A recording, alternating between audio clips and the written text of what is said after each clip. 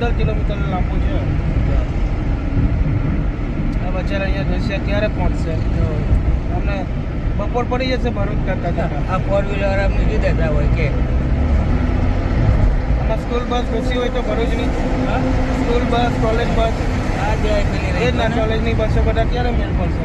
એ જાય કામ મેળા હોય કોલેજ વાળાને કહી દો ને આજે રાજા 4, 5, 6 8, 7, 8 અહીં લગીન છે.